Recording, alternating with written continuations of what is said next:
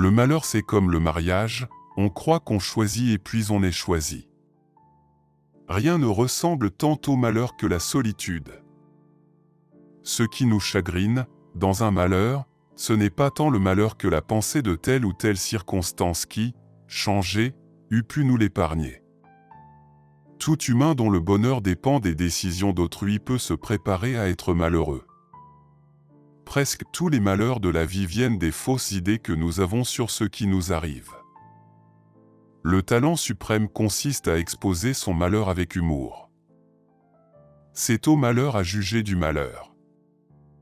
Anticiper le malheur sans faire partager les affres de l'anticipation, là est le véritable héroïsme. On n'est malheureux que parce qu'on a une idée trop nette sur le bien et le mal. Le malheur est l'épreuve de l'amitié. L'homme est malheureux parce qu'il ne sait pas qu'il est heureux. L'explication du malheur de bien des gens, c'est qu'ils ont le temps de se demander s'ils sont heureux ou s'ils ne le sont pas. Le malheur, en s'attachant à moi, m'enseigna peu à peu une autre religion que la religion enseignée par les hommes. Le malheur ne peut se consoler qu'avec le malheur des autres. Être malheureux, c'est se croire malheureux. Tout est affaire de point de vue, et le malheur n'est souvent que le signe d'une fausse interprétation de la vie.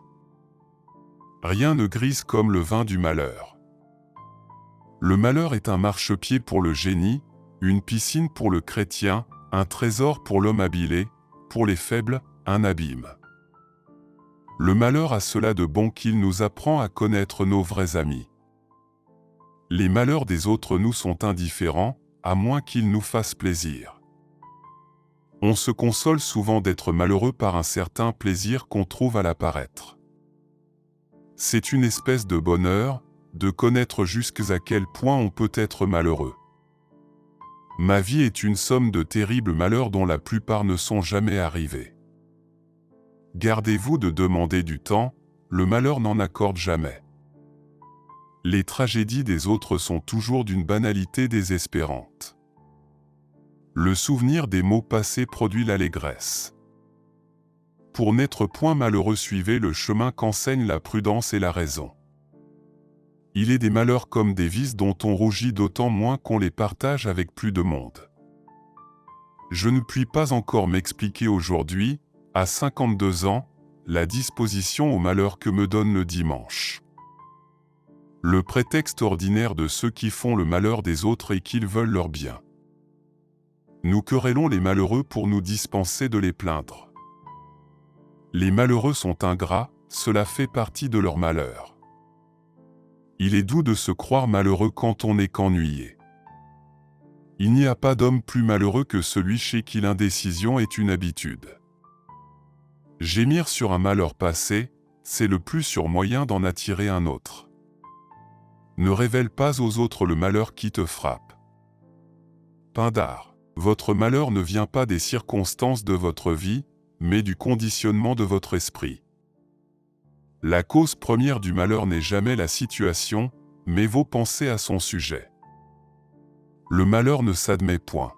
Seul, le bonheur semble dû.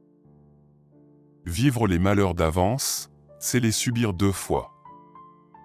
Il est plus facile d'être malheureux du malheur d'autrui qu'heureux de son propre bonheur. Nos plus grands malheurs naissent de nos passions et de nos discordes. Chose curieuse, les êtres malheureux attirent le malheur. Le malheur n'est pas seulement le malheur, il est, pire encore, l'échec du bonheur. En ce bas monde, le malheur peut frapper n'importe où, comme la foudre. Quand le vin du malheur est tiré, il faut le boire avec décence. Le malheur est père du bonheur de demain. Tirez la leçon des malheurs des autres, afin que les autres n'aient pas à tirer la leçon de vos malheurs. Obliger les méchants, c'est presque travailler au malheur des gens de bien. À trop se mettre en peine pour d'autres, le malheur qui n'était pas nôtre nous frappe.